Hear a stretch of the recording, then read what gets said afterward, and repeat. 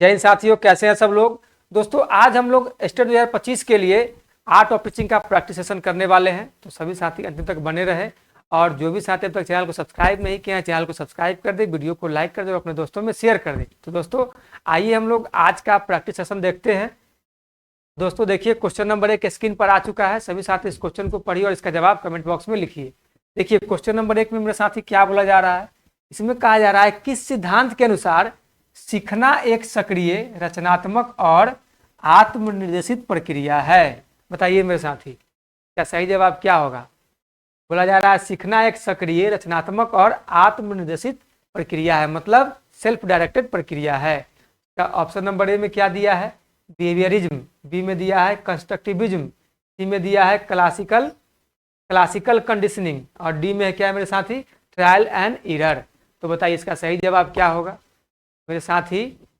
सीखना एक सक्रिय, रचनात्मक और आत्मनिर्देशित प्रक्रिया आता है रचनावाद के अंतर्गत। तो ये इसका सही जवाब क्या हो जाएगा, इसका सही जवाब हो जाएगा option number B is the right answer, constructivism. ठीक है, चलिए क्वेश्चन नंबर 2 में आइए मेरे साथी। क्वेश्चन नंबर 2 में क्या बोला जा रहा है। क्वेश्चन नंबर 2 में कहा जा रहा है पियाजे के अनुसार कंजर्वेशन की अवधारणा किस अवस्था में विकसित होती है। बताइए पियाजे के अनुसार कंजर्वेशन की अवधारणा किस अवस्था में विकसित होती है। तो ऑप्शन नंबर ए में है प्री ऑपरेशनल, बी में है कॉन्क्रीट ऑपरेशनल, सी में है फॉर्मल ऑपरेशनल और डी में है सेंसोरी मोटर।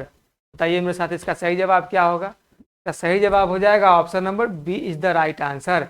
कॉन्क्रीट ऑपरेशनल में ही कंजर्वेशन की अवधारणा विकसित होती है बालकों में या बच्चों में। ठीक है,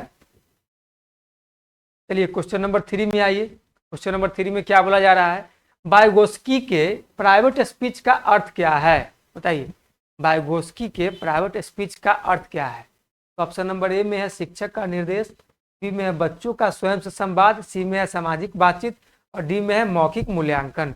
बताइए मेरे साथी इसका सही जवाब क्या होगा। तो प्राइवेट स्पीच का मतलब होता है बच्चों का स्वयं से संवाद, मतलब खुद से बातें करना। Option number B is the right answer. चलिए क्वेश्चन नंबर 4 में आइए मेरे साथी। इसमें क्या बोला गया है, थॉर्नडाइक के लॉ ऑफ रेडीनेस का शैक्षिक महत्व है। बताइए थॉर्नडाइक का लॉ ऑफ रेडीनेस का शैक्षणिक महत्व क्या है, ये हमसे पूछा जा रहा है। तो ऑप्शन नंबर ए में जब बच्चा तैयार हो तभी सीखना प्रभावी होता है, बी में सभी को समान शिक्षा देना, सी में शिक्षक का नियंत्रण और डी में अनुशासन लागू करना। मेरे साथ इसका सही जवाब क्या होगा। का सही जवाब हो जाएगा option number A is the right answer. जब बच्चा तैयार हो तभी सीखना प्रभावी होता है। ठीक है, चलिए क्वेश्चन नंबर 5 में आते हैं। क्वेश्चन नंबर 5 में क्या बोला जा रहा है, अल्बर्ट बंडूरा का बेबी डॉल एक्सपेरिमेंट किस सिद्धांत से संबंधित है।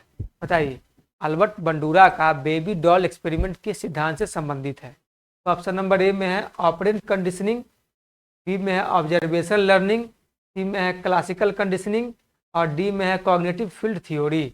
बताइए इसका सही जवाब क्या होगा मेरे साथी। इसका सही जवाब हो जाएगा option number B is the right answer, observation learning. चलिए क्वेश्चन नंबर 6 में आइए मेरे साथी। इसमें क्या बोला जा रहा है, कक्षा में विविध विद्यार्थियों के लिए डिफ्रेंशिएटेड इंस्ट्रक्शन का उद्देश्य है। बताइए कक्षा में विविध विद्यार्थियों के लिए डिफ्रेंशिएटेड इंस्ट्रक्शन का उद्देश्य है, क्या उद्देश्य है। ऑप्शन नंबर में सभी को समान कार्य देना, बी में प्रत्येक की आवश्यकता के अनुसार शिक्षण देना, सी में है केवल तेज विद्यार्थियों पर ध्यान देना, डी में है औसत प्रदर्शन पर ध्यान देना। बताइए मेरे साथी इसका सही जवाब क्या होगा। इसका सही जवाब हो जाएगा option number B is the right answer, प्रत्येक की आवश्यकता के अनुसार शिक्षण देना। ठीक है, अब मान लीजिए कोई बच्चा कमजोर है, कोई बच्चा बहुत तेज है, तो उसकी आवश्यकता के अनुसार आप उसको, मान लीजिए यहाँ पे क्लास में 40 बच्चे हैं, 40 बच्चे में सभी बच्चे तो एक समान होंगे नहीं, कोई थोड़ा तेज होगा, कोई कम तेज होगा, कोई एकदम मंद बुद्धि होगा। तो सभी की जरूरत के अनुसार आपको टीचिंग उसको देना होगा ना, उसको आप टीच करना होगा। ठीक है, समझ में आ गया। इसका सही जवाब हो गया ऑप्शन नंबर बी। चलिए क्वेश्चन नंबर 7 में आइए। किस प्रकार की मोटिवेशन अस्थायी और आत्म प्रेरित मानी जाती है। बताइए मेरे साथी किस प्रकार की मोटिवेशन अस्थायी और आत्म प्रेरित मानी जाती है। तो ऑप्शन नंबर ए में है एक्सट्रिंसिक मोटिवेशन, बी में है इंट्रिंसिक मोटिवेशन, सी में है कॉम्पिटिटिव मोटिवेशन और डी में है सिचुएशनल मोटिवेशन। मेरे साथी सबसे बढ़िया मोटिवेशन क्या होता है, सबसे बढ़िया मोटिवेशन होता है इंट्रिंसिक। तो इंट्रिंसिक के अंदर ही अस्थाई और आत्मप्रेरित मानी जाती है। ठीक है, तो सही जवाब हो जाएगा option number B is the right answer. Question number 8 में आइए मेरे साथी, इसमें क्या बोला जा रहा है। क्वेश्चन नंबर 8 में बोला जा रहा है कंस्ट्रक्टिव फीडबैक का सही उदाहरण है, बताइए। कंस्ट्रक्टिव फीडबैक का सही उदाहरण हमसे पूछा जा रहा है, क्या होगा सही उदाहरण। ऑप्शन नंबर ए में है तुम गलत हो, बी में तुमने अच्छा प्रयास किया लेकिन अगली बार उदाहरण जोड़ो, सी में है तुम्हारा उत्तर अधूरा है, और डी में है अंक घटेंगे। बताइए। तो सबसे पहले मेरे साथ ही क्लास में इन तीनों टर्म का यूज करना ही नहीं है। बच्चा अगर गलत भी कुछ जवाब देता है तो उसको ये कभी नहीं कहना है कि तुम गलत हो, तुम्हारा उत्तर अधूरा है, अंक घटेंगे, इस तीनों टाइप का आपको सेंटेंस वहाँ पे यूज करना ही नहीं है, वाक्य बोलना ही नहीं है। इसका सही जवाब क्या हो जाएगा, इसका सही जवाब हो जाएगा मेरे साथी option number B is the right answer. तुमने अच्छा प्रयास किया लेकिन अगली बार उदाहरण को जोड़ो। ठीक है, चलिए क्वेश्चन नंबर 9 में आइए। में बोला जा रहा है स्किनर के अनुसार रेनफोर्समेंट का मुख्य उद्देश्य क्या है, बताइए। स्किनर के अनुसार रेनफोर्समेंट का मुख्य उद्देश्य पूछा जा रहा है हमसे। तो ए में है सीखने को मजबूत करना, बी में है गलती सुधारना, सी में है स्मृति बढ़ाना, और डी में है परीक्षा की तैयारी। बताइए मेरे साथी, का सही जवाब क्या होगा। का सही जवाब बताइए। सभी साथी कमेंट बॉक्स में लिखिए। सभी साथियों को 30 सेकेंड का टाइम दिया जाता है, सभी साथियों को 30 सेकेंड का टाइम दिया जाता है। बताइए क्या सही जवाब क्या होगा मेरे साथी।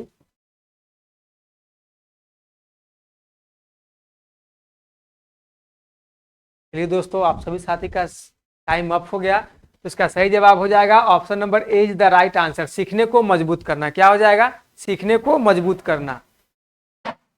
चलिए क्वेश्चन नंबर 10 में आइए। क्वेश्चन नंबर 10 में क्या बोला जा रहा है, कॉग्निटिव डिसोनेंस थ्योरी किसने दी। कॉग्निटिव डिसोनेंस थ्योरी किसने दी, बताइए मेरे साथी। हम स्क्रीन पर सवाल आ गया है कि कॉग्निटिव डिसोनेंस थ्योरी किसने दी। तो ऑप्शन नंबर ए में है फेस्टिंजर, बी में है स्किनर, सी में है ब्रूनर, और डी में है थॉर्नडाइक। इसका सही जवाब क्या होगा, तो मेरे साथी इसका सही जवाब हो जाएगा option number A is the right answer, Festinger. क्या हो जाएगा, फेस्टिंजर। चलिए क्वेश्चन नंबर 11 में आइए। क्वेश्चन नंबर 11 में क्या बोला जा रहा है, मॉन्टेसरी पद्धति का मुख्य सिद्धांत है, बताइए। मॉन्टेसरी पद्धति का मुख्य सिद्धांत हमसे पूछा जा रहा है, इसका मुख्य सिद्धांत क्या होगा मेरे साथी। ऑप्शन नंबर ए में शिक्षक केंद्रित शिक्षण, आत्मसीख और स्वतंत्र कार्य, सी में है परीक्षा आधारित शिक्षा, और डी में है व्यवहार नियंत्रण। बताइए मेरे साथ इसका सही जवाब क्या होगा। इसका सही जवाब होगा option number B is the right answer, आत्मसीख और स्वतंत्र कार्य। चलिए क्वेश्चन नंबर 12 में आइए। क्वेश्चन नंबर 12 में क्या है, किस विचारक ने कहा learning is a permanent change in behaviour. बताइए किस विचारक ने कहा learning is a permanent change in behaviour. बताइए दोस्तों इसका सही जवाब क्या होगा, सभी साथी कमेंट बॉक्स में लिखिए। ए में है स्किनर, बी में है पियाजे, सी में है डीबी जिसको लोग बोलते हैं जॉन डीबी, और डी में क्या है ब्रूनर। तो इसका सही जवाब क्या होगा, तो मेरे साथ इसका सही जवाब हो जाएगा स्किनर। ये स्किनर का विचार है कि learning is a permanent change in behaviour. ठीक है, चलिए क्वेश्चन नंबर 13 में आइए। इसमें क्या बोला जा रहा है, क्राइटेरियन रिफरेंस टेस्ट का उद्देश्य है, बताइए। क्राइटेरियन रिफरेंस टेस्ट का उद्देश्य क्या है। तो ऑप्शन नंबर ए में है विद्यार्थियों की आपसी तुलना, बी में है पूर्व निर्धारित मानक के अनुसार मूल्यांकन, सी में है मेरिट सूची बनाना, और डी में है प्रतिशत निकालना। बताइए मेरे साथी इसका सही जवाब क्या होगा। इसका सही जवाब हो जाएगा option number B is the right answer, पूर्व निर्धारित मानक के अनुसार मूल्यांकन। चलिए क्वेश्चन नंबर 14 आइए। क्वेश्चन नंबर 14 में आइए मेरे साथी। अच्छा शिक्षक सबसे पहले क्या करता है, बताइए। अच्छा शिक्षक सबसे पहले क्या करता है, क्या करता है बताइए मेरे साथी। ऑप्शन नंबर में पढ़ाना शुरू करता है, विद्यार्थियों की पृष्ठभूमि समझता है, पाठ याद करवाता है, सी में टेस्ट लेता है। बताइए इसका सही जवाब क्या होगा। इसका सही जवाब हो जाएगा विद्यार्थियों की पृष्ठभूमि समझता है, option number B is the right answer. चलिए क्वेश्चन नंबर 15 में आइए।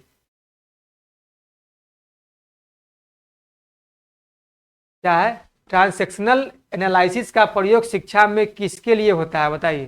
ट्रांसैक्शनल एनालिसिस का प्रयोग शिक्षा में किसके लिए होता है, इसका सही जवाब क्या होगा मेरे साथी। ऑप्शन नंबर ए में दिया है सामाजिक व्यवहार विश्लेषण, सामाजिक व्यवहार विश्लेषण, बी में है परीक्षा मूल्यांकन, सी में है पाठ्यक्रम निर्माण और डी में अनुशासन। इसका सही जवाब हो जाएगा option number A is the right answer, सामाजिक व्यवहार विश्लेषण। चलिए क्वेश्चन नंबर 16 में आइए। क्वेश्चन नंबर 16 में क्या बोला है, क्यूमुलेटिव रिकॉर्ड का उपयोग किस लिए किया जाता है बताइए। क्यूमुलेटिव रिकॉर्ड का उपयोग किस लिए किया जाता है मेरे साथी। तो ऑप्शन नंबर ए में है विद्यार्थियों की समग्र प्रगति का रिकॉर्ड, बी में है केवल परीक्षा परिणाम, सी में अनुशासन रिपोर्ट और डी में है उपस्थिति। बताइए, विद्यार्थियों की समग्र प्रगति का रिकॉर्ड क्लियर किया जाता है, मतलब इसमें विद्यार्थियों की समग्र प्रगति का रिकॉर्ड रखा जाता है। चलिए क्वेश्चन नंबर 17 में आइए। इसमें क्या है, बैकवर्ड डिजाइन किससे संबंधित है।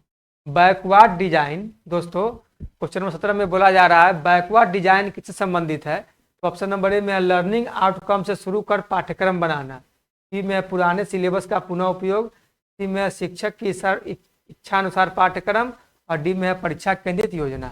बताइए मेरे साथ इसका सही जवाब क्या होगा। इसका सही जवाब हो जाएगा option number A is the right answer, learning outcome से शुरू कर पाठ्यक्रम बनाना। क्या हो जाएगा, लर्निंग आउटकम से शुरू कर पाठ्यक्रम बनाना, यही है हमारा बैकवर्ड डिजाइन। ठीक है, चलिए क्वेश्चन नंबर 18 में आइए। कॉन्सेप्ट मैपिंग किस कौशल को बढ़ावा देता है बताइए। कॉन्सेप्ट मैपिंग किस कौशल को बढ़ावा देता है। ए में है रचनात्मक और संगठनात्मक, बी में है केवल स्मृति, सी में है केवल व्याख्यान और डी में है परीक्षा केंद्रित। बताइए मेरे साथ इसका सही जवाब क्या होगा। इसका सही जवाब हो जाएगा option number A is the right answer, रचनात्मक और संगठनात्मक। ठीक है, चलिए क्वेश्चन नंबर 19 में आइए। क्वेश्चन नंबर 19 में क्या बोला जा रहा है मेरे साथी, रिफ्लेक्टिव जर्नल का उपयोग शिक्षक क्यों करते हैं बताइए। रिफ्लेक्टिव जर्नल का उपयोग शिक्षक क्यों करते हैं। तो ऑप्शन नंबर ए में अपनी शिक्षण प्रक्रिया पर आत्ममूल्यांकन के लिए, विद्यार्थियों की अंक सूची बनाने के लिए, सी में है गृह कार्य जांचने के लिए और डी में है परीक्षा रिपोर्ट तैयार करने के लिए। तो मेरे साथी इसका सही जवाब क्या होगा। इसका सही जवाब हो जाएगा अपनी शिक्षण प्रक्रिया पर आत्ममूल्यांकन के लिए रिफ्लेक्टिव जर्नल का यूज करते हैं। ठीक है, चलिए क्वेश्चन नंबर 20 में आइए। क्वेश्चन नंबर 20 में क्या है मेरे साथी, सोशल डेवलपमेंट थ्योरी किसने दी बताइए। ये सभी साथी को आना चाहिए क्योंकि सबसे आसान है ये हमारा सीडीपी का सबसे आसान है। मतलब ऐसा क्वेश्चन कोई साथी अगर छोड़ता है तो समझिए कि उसका सीडीपी बहुत कमजोर है। ऑप्शन नंबर ए में क्या है, वाइगोस्की, बी में है प्याजे, सी में है थॉर्नडाइक और डी में है स्किनर। इसका सही जवाब क्या हो जाएगा, ये Vygotsky. Option number A is the right answer, social development theory Vygotsky साहब ने दिया है। चलिए क्वेश्चन नंबर 21 में क्या है, थॉर्नडाइक के अनुसार लॉ ऑफ इफेक्ट का अर्थ है। बताइए थॉर्नडाइक के अनुसार लॉ ऑफ इफेक्ट का क्या अर्थ है। बताइए मेरे साथी क्या अर्थ है। तो ए में है अभ्यास से ज्ञान, बी में है प्रतिफल से सीखना, सी में है अवलोकन से सीखना और डी में है अनुकरण से सीखना। इसका सही जवाब हो जाएगा option number B is the right answer, प्रतिफल से सीखना। 22 में क्या है, आइए। प्याजे के कंक्रीट ऑपरेशनल स्टेज में बच्चा क्या सीखता है बताइए। प्याजे के कंक्रीट ऑपरेशनल स्टेज में बच्चा क्या सीखता है। तो ऑप्शन नंबर ए में है तार्किक सोच, बी में है भाषा, सी में है नैतिक मूल्य और डी में है कल्पना शक्ति। सही मेरे साथी, प्याजे कितने स्टेज होते हैं सभी साथी कमेंट बॉक्स में लिखिए और इस क्वेश्चन का जवाब बताइए क्या होगा। दोस्तों प्याजे के कंक्रीट ऑपरेशनल स्टेज में बच्चा तार्किक करना सीखते हैं, तार्किक सोच करना सीखते हैं। ठीक है, चलिए क्वेश्चन नंबर 23 में आइए। क्वेश्चन नंबर 23 में क्या बोला गया है, ब्लूम का संज्ञानात्मक क्षेत्र किससे संबंधित है बताइए। ब्लूम का संज्ञानात्मक क्षेत्र किससे संबंधित है। क्या सही जवाब क्या होगा मेरे साथी। तो ये हो जाएगा ऑप्शन नंबर ए में है ज्ञान, समझ, अनुप्रयोग, बी में है भावना, सी में है कौशल, डी में है रुचि। क्या सही जवाब क्या होगा। सही जवाब हो जाएगा option number A is the right answer, ज्ञान, समझ और अनुप्रयोग से संबंधित है। चलिए क्वेश्चन नंबर 24 में आइए। इसमें क्या बोला जा रहा है, कक्षा में स्लो लर्नर के लिए सबसे उपयुक्त उपाय है बताइए। कक्षा में स्लो लर्नर के लिए सबसे उपयुक्त उपाय क्या है। क्वेश्चन नंबर ऑप्शन नंबर ए में है उन्हें दंड देना, बी में है रिमेडियल टीचिंग देना, सी में अनदेखा करना और डी में है त्वरित मूल्यांकन। बताइए मेरे साथी क्या सही जवाब क्या होगा। मान लीजिए कि आप लोग भी शिक्षक हैं और क्लास में पढ़ा रहे हैं, तो अगर ऐसा बच्चा अगर आपको मिल जाए तो आप उसके लिए क्या करेंगे? मेरे साथ इसका सही जवाब हो जाएगा option number B is the right answer, remedial teaching देना। क्या देंगे उसको आप? रिमेडियल टीचिंग देंगे। चलिए क्वेश्चन नंबर 25 में आइए। इसमें क्या बोला जा रहा है? मॉडलिंग तकनीक किस सिद्धांत से संबंधित है? बताइए, मॉडलिंग तकनीक किस सिद्धांत से संबंधित है? तो ऑप्शन नंबर ए में है पियाजे का विकासवाद, सी में है बंडूरा का सोशल लर्निंग थ्योरी, सी में है स्किनर का व्यवहारवाद और डी में है ब्लूम का टेक्सोनोमी। बताइए सही जवाब क्या होगा? तो मेरे साथ इसका सही जवाब हो जाएगा बंडूरा का सोशल लर्निंग थ्योरी। क्या हो जाएगा? बंडूरा का सोशल लर्निंग थ्योरी। चलिए क्वेश्चन नंबर 26 में आइए मेरे साथी। इसमें क्या बोला जा रहा है? इसमें बोला जा रहा है फ्लिप्ड क्लासरूम में कक्षा का मुख्य उद्देश्य क्या है? बताइए, फ्लिप्ड क्लासरूम में कक्षा का मुख्य उद्देश्य क्या है? ऑप्शन नंबर ए में है व्याख्यान सुनना, बी में चर्चा और सक्रिय अनुभव, सी में केवल नोट्स बनाना और डी में केवल परीक्षा की तैयारी। बताइए मेरे साथ इसका सही जवाब। तो सही जवाब हो जाएगा option number B is the right answer, चर्चा और सक्रिय अनुभव। चर्चा और सक्रिय अनुभव। क्वेश्चन नंबर 27 में आइए।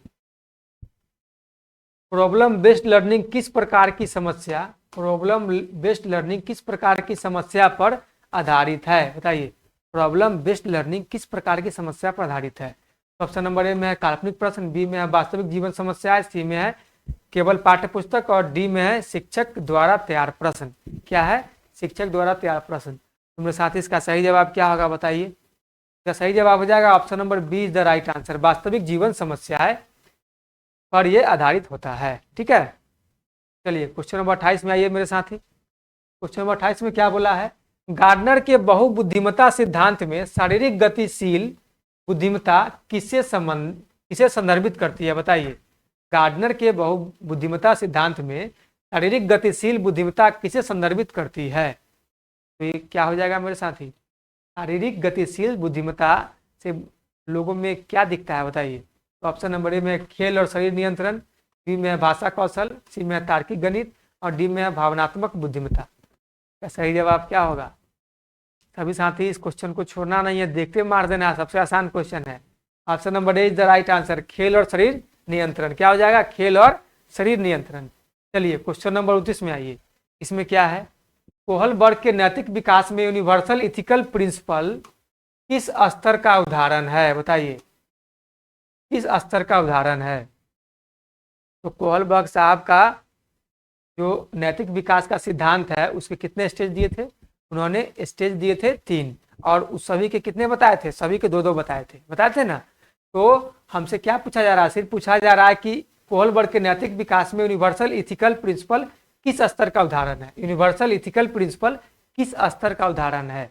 तो ए में हो गया प्री कन्वेंशनल, बी में हो गया कन्वेंशनल, सी में हो गया पोस्ट कन्वेंशनल और डी में हो गया प्रारंभिक। बताइए मेरे साथ इसका सही जवाब क्या होगा? तो यूनिवर्सल इथिकल प्रिंसिपल आता है पोस्ट कन्वेंशनल स्टेज के अंतर्गत। ठीक है। तो इसका सही जवाब हो जाएगा option number C is the right answer. चलिए क्वेश्चन नंबर 30 मेरे साथी और आज के क्लास का आखिरी क्वेश्चन। इसमें क्या बोला जा रहा है? मैस्लो की हायरार्की में प्रेम और संबंध की आवश्यकता किस स्तर पर है? बताइए, मैस्लो की हायरार्की में प्रेम और संबंध की आवश्यकता किस स्तर पर है? तो ए में है मूलभूत, बी में है सुरक्षा, सी में है सामाजिक आवश्यकता और डी में है आत्मसम्मान। बताइए मेरे साथी इसका सही जवाब क्या होगा? सही जवाब क्या होगा? तो मैस्लो की हायरार्की में प्रेम और संबंध का जो आवश्यकता है ये आता है आपका सामाजिक आवश्यकता के अंतर्गत। Option number C is the right answer. तो बताइए मेरे साथी, सभी साथियों को आज का क्लास कैसा लगा? और सभी साथी कमेंट बॉक्स में लिखेंगे कि उनका 30 में कितना नंबर आ रहा है। ठीक है। और जो भी साथी को ये क्लास पसंद आया है क्या करके चैनल को सब्सक्राइब कर दे, वीडियो को लाइक कर दे और अपने दोस्तों में शेयर कर दे। दोस्तों हम लोग फिर मिलेंगे नेक्स्ट क्लास में नेक्स्ट क्वेश्चन के साथ, नए क्वेश्चन के साथ, ताकि हमारे सभी साथी का इस बार स्टेट में अच्छा स्कोर आए। दोस्त आज के लिए इतना ही। धन्यवाद। जय हिंद।